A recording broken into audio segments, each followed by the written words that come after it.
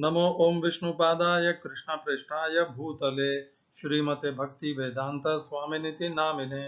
हरे कृष्ण कृष्ण कृष्ण हरे हरे, हरे राम राम राम हरे हरे। हरे Krishna. Srila AC भक्ति वेदांत स्वामी प्रभुपाद की जय। आचार्य महात्मा गांधी जी की जय। भगवद गीता 2020 में आपका स्वागत है। आज की श्लोक संख्या तीसरे अध्याय का 36वां श्लोक महत्वपूर्ण श्लोक है।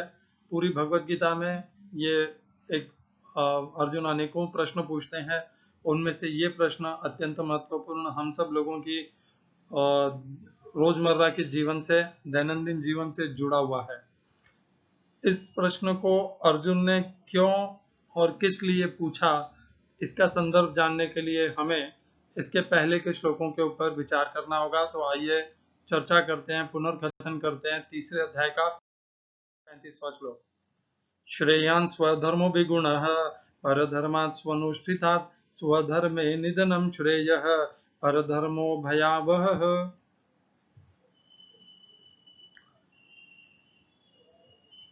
अपने धर्म को अच्छे से न करना भी श्रेयस्कर है, दूसरे के धर्म को अच्छे से करना, क्योंकि भगवान कहते हैं कि अपने धर्म में तो मरना भी श्रेष्ठ है, दूसरे के धर्म में जीवित रह करके उस धर्म में निर्वाह करने से।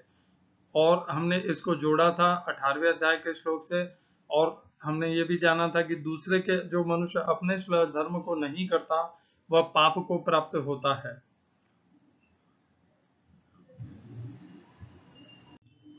18वें अध्याय का 47वां श्लोक।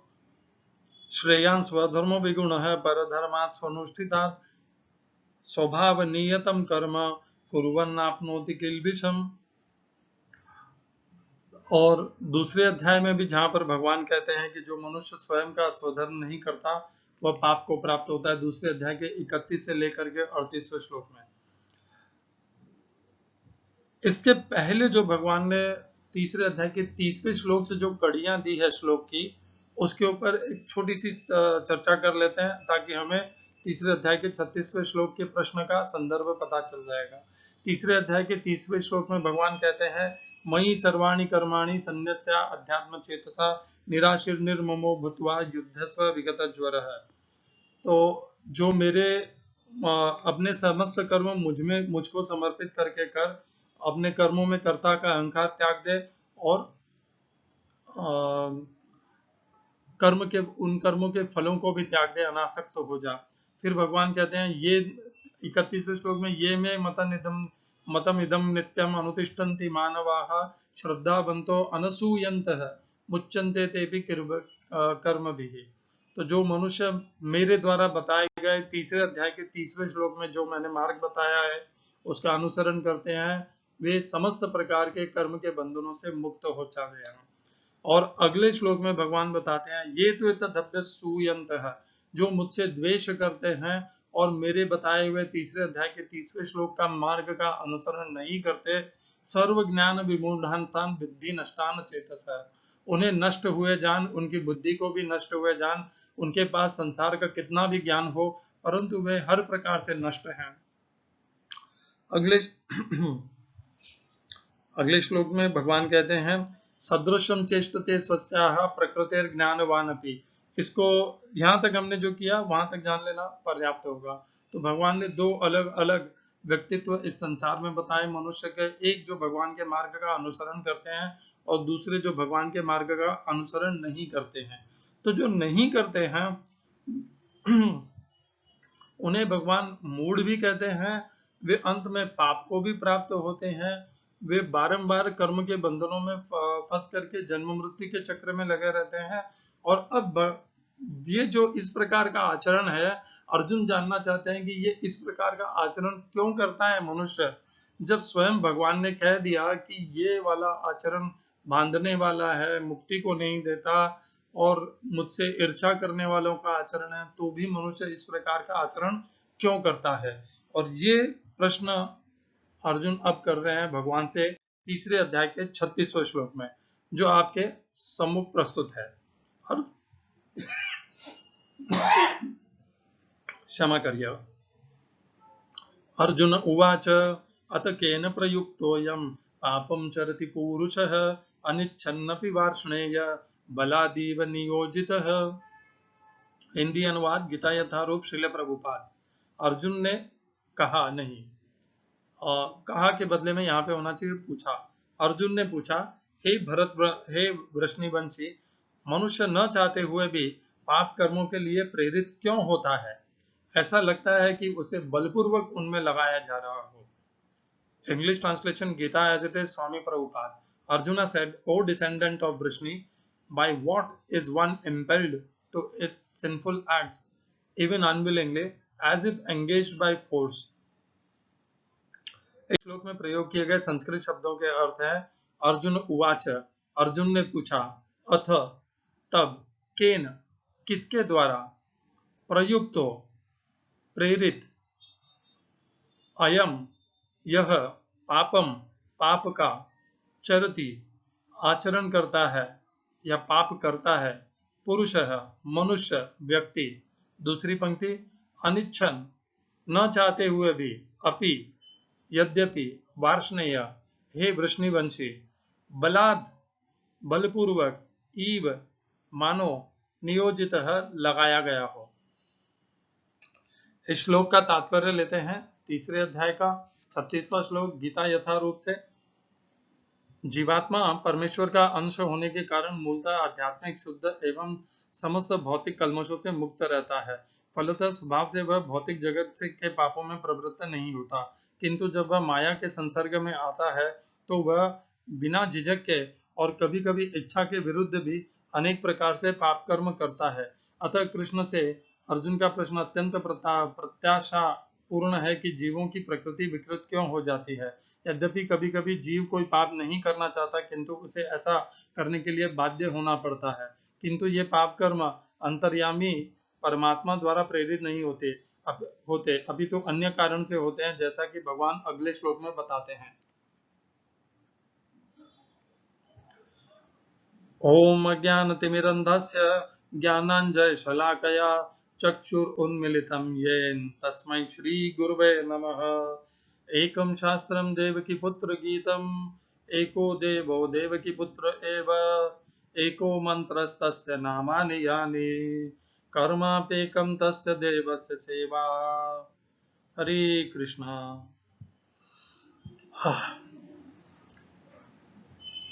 अथ केन प्रयुक्तो अयम्, तब किसके द्वारा यह मनुष्य पाप में कर्म करता है, किसके द्वारा प्रेरित होकर के। अनिच्छन अपि, स्वयं नहीं करना चाहता है, फिर भी बलपूर्वक लगा दिया जाता है। तो ये हमारे दैनंदिन जीवन में यही होता है। हम रास्ते में चलते हुए जा रहे हैं, अचानक हमारे आगे चलने वाले मनुष्य का बटुआ गिर जाता है, हमें वो बटुआ दिख जाता है, हम उसे उठा लेते हैं और हमारे संस्कृति और हमारे अंदर जो सत्य है, परमात्मा है, वह हमें तुरंत प्रेरणा देता है कि ये बटुआ, ये संपत्ति जिसकी है उसे दे दो। और उसी समय मन में से एक आवाज आती है, तुझे पैसे की बहुत जरूरत है। और हम धीरे से उस बटुए के वजन को देखते हैं और उस बटुए को अपने पास रखूं या नहीं रखूं, इस द्वंद्व में लगे रह जाते हैं। तो दो भाई हैं परिवार में, एक भाई दूसरे भाई का हक छीन लेता है बलपूर्वक, धोखे में डाल करके। दूसरे भाई को पता ही नहीं है कब उसने हस्ताक्षर कर दिए, किन पेपर पे कब उसने अपनी संपत्ति दूसरे भाई के नाम पर कर दी, और इस प्रकार धोखे से एक भाई ने दूसरे भाई की संपत्ति हड़प ली। क्यों किया ऐसा? उदाहरण है ये सब, इनमें से आप स्वयं प्रयत्न करिए जानने का कि क्यों हुआ ऐसा। बचपन से दोनों भाइयों को माँ बाप ने सिखाया था कि मिल बांट करके खाना। बचपन से वो मिल बांट करके खाते आए, परंतु फिर भी एक ही माँ बाप के होते हुए भी एक ही परिवार में जन्म लेने के पश्चात भी, बड़े होने के पश्चात, एक भाई ने दूसरे भाई का हक छीन करके अपने संपत्ति बढ़ा लिया और दूसरे को दरिद्र बना दिया।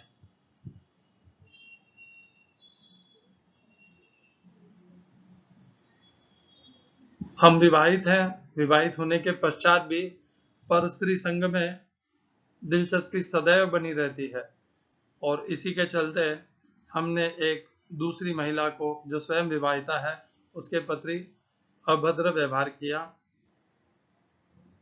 तो ये क्यों किया हमने? हमें तो बचपन से यही सिखाया गया था कि जब विवाह हो जाए तो पत्नी धर्म निभाना, सदैव एक पत्नी व्रत रखना, दूसरी महिला को के प्रति आंख उठा के मत देखना।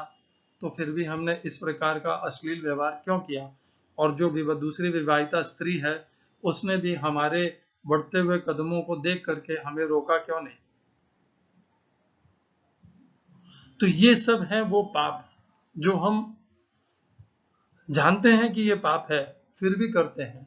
इसीलिए महत्वपूर्ण है इस श्लोक की दूसरी पंक्ति, अनिच्छन अपि, इच्छा नहीं है, हम जानते भी हैं कि ये पाप है, परंतु फिर भी हम उस पाप को करने के लिए उद्यत हो जाते हैं, प्रवृत्त हो जाते हैं कि बस ये पाप तो मैं करके ही रहूंगा।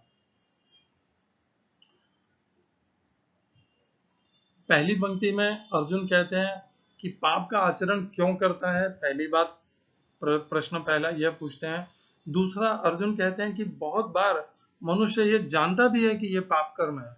दो प्रकार दो दो दो श्रेणी के मनुष्य हो सकते हैं।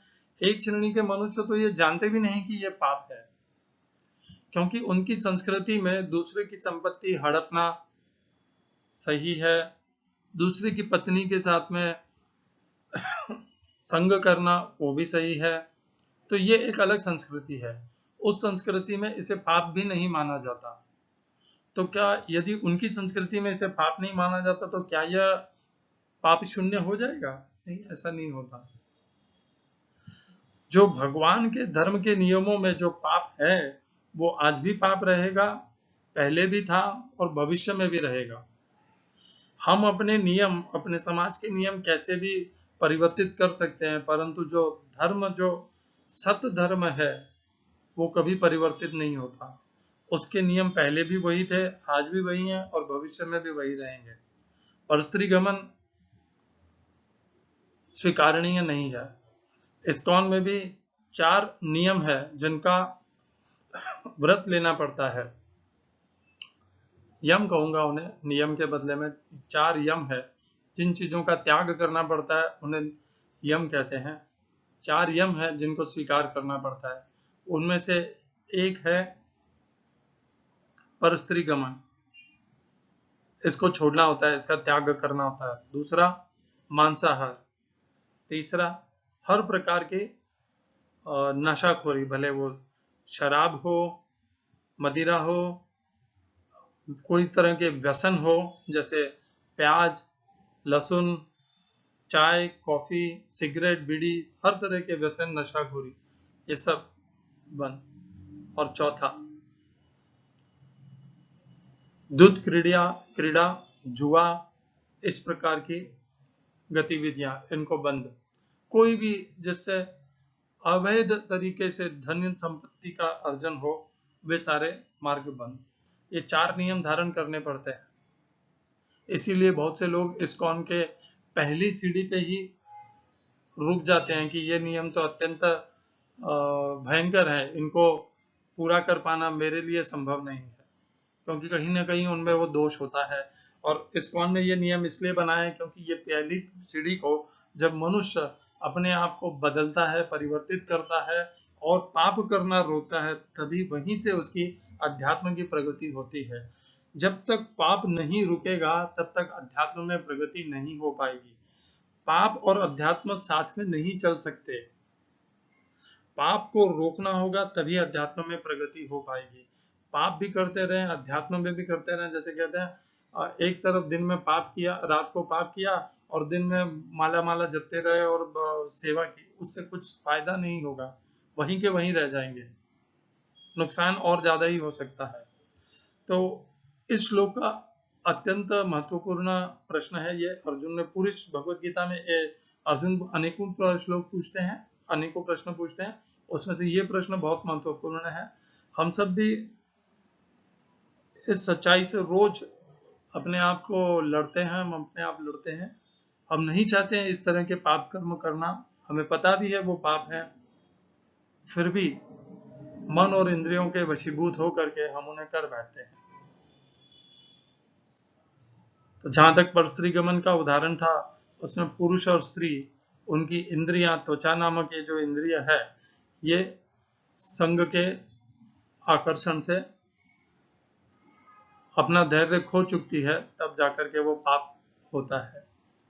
भाई भाई का जब संपत्ति हड़प लेता है धोखा दे करके, तो वह तो संपत्ति के लिए, अधिक लाभ के लिए, लोभ, लाभ और लोभ, लाभ तो व्यापार से होता है और लोभ स्वभाव से होता है। तो लोभ के कारण इस प्रकार हम अपने ही भाई के साथ में धोखा कर बैठते हैं। और जाने अनजाने किसी भी व्यक्ति के प्रति जब हम इस प्रकार क्या करते हैं पहले उदाहरण में, तो वो तो हमारी परीक्षा ही होती है। हमें अच्छे से पता होता है कि ये हमारी संपत्ति है ही नहीं, फिर भी हम उसे रखने के लिए मन में विचार ले आते हैं, तो वहां पर भी लोभी है, काम है, क्योंकि कामनाएं हैं जिनको पूरी करना अभी शेष रह गया है। तो इन तीनों उदाहरण में हमने देखा उत्तर तो भगवान देंगे, और जो उत्तर भी है वो भी उतना ही महत्वपूर्ण है, परंतु यहाँ पर हमें ये जानना है कि ये अत्यंत बलवान है।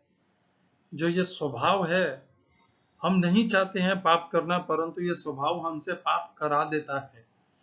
कौन है ये स्वभाव? ये वही स्वभाव है जिसका भगवान ने जिक्र किया था। ध्यान करिए तीसरे अध्याय के 27वें श्लोक में क्या कहा था भगवान ने? प्रकृति क्रियमाणानि गुणैः कर्माणि सर्वशः अहंकार विमूढ़ात्मा कर्ता हम इति मन्यते। सारे कर्म किसके द्वारा होते हैं? प्रकृति जनित गुणों के द्वारा। परंतु जो मूर्ख आत्मा है, उसे लगता है कि ये शरीर और इस शरीर के अंगों के द्वारा वह स्वयं कर्म कर रहा है, जबकि इस शरीर तथा इसके अंगों द्वारा होने वाले कर्मों के पीछे प्रेरणा उन गुणों के द्वारा आती है, उस प्रकृति के द्वारा आती है, स्वभाव के द्वारा आती है कि ये कर्म कर, और यही है वो भाव। तो हमें इस प्रकार बलात्, जो इतना बलशाली है वो प्रकृति और उनके गुण, कि हमसे कर्म करा देते हैं और हमें सम्मोहित भी रखते हैं कि ये कर्म मैंने किया है। मतलब हम मूढ़ता पूर्वक ये भी समझ लेते हैं कि ये कर्म मैंने स्वयं ने किया है, अहंकार में आकर के। तो ये इतनी बलशाली है वो प्रकृति और गुण, और वही प्रकृति और गुण हमसे पाप भी कराते हैं। इतने बलवान है वो कि हमारे धैर्य को, हमारी आत्मशक्ति को रौंद करके उसके ऊपर से जाकर के हमें कर्म करने में, पाप करने में विवश कर देते हैं। इसका अनुभव हमने बहुत बार हुआ है। हमने बचपन से गीता के हमने अनेकों अध्याय पढ़ लिए, फिर भी आज भी जब भी गीता की चर्चा होती है तो बहुत मन में उत्कंठा रहती है। चलो चलो चलो, मैं भी अपनी, मुझे कितना गीता का ज्ञान आता है उसका आज प्रदर्शन करूंगा, आज ऐसे ऐसे श्लोक बताऊंगा कि सामने वाला प्रतिस्पर्धी दंग रह जाएगा। तो ये जो अहंकार है कि मेरे पास गीता का बहुत ज्ञान है और उसका प्रदर्शन करना है, ये भी पाप है। पाप तो अनेकों तरह के हैं, जो भी धर्म के अनुकूल नहीं है वह सब का पाप है। और पाप को समझना इतना सरल और आसान नहीं है। भीष्म पितामह जैसे महाजन भी पाप करने में प्रवृत्त हो गए थे। गंगा पुत्र भीष्म, जो स्वयं गंगा के पुत्र हैं, जो सबको शुद्ध करने वाली गंगा है, उनके पुत्र हैं, और उन्हें उनकी माता ने बता दिया था कि भगवान श्री कृष्ण ही पूर्ण पुरुषोत्तम है, परंतु फिर भी वे कौरवों के पक्ष में रहे, कौरवों को संरक्षण देते रहे, अपना बल और अपना समस्त शक्ति उन्होंने कौरवों के अधर्म को वृद्धि होने में लगा दी, वृद्धि होने के लिए सहयोग करते रहे कौरवों के पाप की।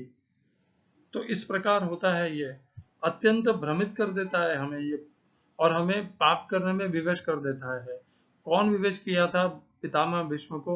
उनकी स्वयं की प्रतिज्ञा और प्रतिज्ञा से संबंधित उनकी, जैसे कहूंगा, एक मूड पूर्वक बनाया गया, धारण किया हुआ हट कि मेरा यही धर्म है। धर्म तो वही होता है जो सनातन धर्म के साथ में हो, और जो धर्म की रक्षा करने वाला हो वही धर्म हो सकता है। जो धर्म के साथ में चलता हो, धर्म के विपरीत नहीं हो, वही धर्म हो सकता है। व्यक्तिगत धर्म का कोई मोल नहीं है। मोल है सामाजिक सांसारिक धर्म का, उसका पतन नहीं होना चाहिए। व्यक्तिगत धर्म भले एक बार पतन हो जाए। तो आज की चर्चा को संक्षेप में करते हुए, जो अर्जुन ने यही प्रश्न पूछा कि जो ये आपके मत के अनुसार नहीं चलते हैं, वो ऐसा क्यों करते हैं? उन्हें पता है कि आपके मत के अनुसार नहीं चलना एक पाप है, और उससे उनका वे नाश को प्राप्त होंगे, और वे जन्म मृत्यु के चक्रों में बंधे रह जाएंगे। तो भी मनुष्य पूरा भगवत गीता उसके पास में होने के पश्चात, आज इस जगत में भगवत गीता उपलब्ध है, फिर भी लोग भगवत गीता को नहीं पढ़ते। चलो पढ़ भी लिया तो उसका आचरण नहीं करते, चलो समझ भी लिया तो भी आचरण नहीं करते। तो भगवत गीता में जो दिव्य रहस्यमय ज्ञान है, उसको पहले तो उनकी रुचि नहीं होती उसको प्राप्त करने की। यदि प्राप्त कर भी लिया तो उसके अनुसरण करना और बड़ा, उसको व्यवहार में लाना एक बहुत ही बड़ी चुनौती बन जाती है उनके लिए। तो इस प्रकार हम सबको पता है कि धर्म क्या है, पुण्य क्या है, पाप क्या है, फिर भी हम पाप करते रहते हैं, आजीवन करते रहते हैं। हम सबको पता है कि भगवत गीता हमारे कल्याण के लिए है, परंतु हम उसका अध्ययन नहीं करते, उसकी चर्चा में भी हम सम्मिलित नहीं होते। हमें तो यहाँ तक लगने लगता है कि ये मेरे लिए है ही नहीं। मेरा तो एकमात्र उद्देश्य मेरे शरीर का निर्वाह करना है, मेरे परिवार का निर्वाह करना है, और यही मेरा जीवन है। अपने भोग और ऐश्वर्य की प्राप्ति करना, इंद्रियों को संतुष्ट करना, परिवार की इंद्रियों को संतुष्ट करना, बस यही मेरा जीवन है। इतने मूड हो जाते हैं हम। और भगवान ने जो दिव्य रहस्य में ज्ञान प्रदान किया है गीता के माध्यम से, ऐसे अनेकों करोड़ों मनुष्य हैं जो जीवन भर कभी गीता के तरफ एक अक्षर भी नहीं पढ़ते गीता का। कहां से उनका शुद्धि होगा? कहां से वो पाप से कैसे छूट पाएंगे? असंभव है। तो यही है अर्जुन का प्रश्न, कि हम जानते हैं अच्छे से कि ये पाप है, हम जानते हैं कि ये हमें नहीं करना चाहिए, हमें गीता का तिरस्कार नहीं करना चाहिए, हम गीता को त्यागना नहीं चाहिए, हमें गीता के ज्ञान को प्राप्त करना चाहिए, उसका अनुसरण करना चाहिए, परंतु फिर भी नहीं करते। क्या है जो हमें बलपूर्वक पाप में प्रवृत्त करता है तथा गीता में जाने से रोकता है? भगवान उत्तर देंगे अगले श्लोकों में। तब तक के लिए हरे कृष्णा। श्रील ऐसी भक्ति वेदांत स्वामी प्रभुपाद की जय। आचार्य महात्मा गांधी जी की जय। आपने जीवन में जो जो कर्म किए हैं उनका एक अपने मन में एक लिखा चिट्ठा बनाइए, कितने पाप थे, कितने पुण्य थे, और स्वयं का आकलन स्वयं कीजिए। जो मृत्यु के पश्चात यमराज के दूत चित्रगुप्त करने वाले हैं, उसी बही खाते को, अपने अकाउंट को आज अपने स्वयं उसका एनालिसिस कीजिए, और जान लीजिए कि आपने क्या क्या पाप किए हैं और क्यों किए थे, उनके ऊपर भी विचार कीजिए कि उस समय वो पाप करते समय आपके अंदर क्या भावना आ गई थी और आपने क्यों वो पाप किए। हरे कृष्णा। तीसरे अध्याय का 36वां श्लोक जिसकी हम चर्चा कर चुके हैं, इसमें एक चीज और महत्वपूर्ण है, इसलिए मैंने वापस पुनः इसको जोड़ा है। तो अर्जुन समय समय पर भगवान से पूछते हैं, जो हमारे कल्याणकारी प्रश्न होते हैं वो अर्जुन के माध्यम से भगवान के सम्मुख प्रस्तुत हो रहे हैं, और भगवान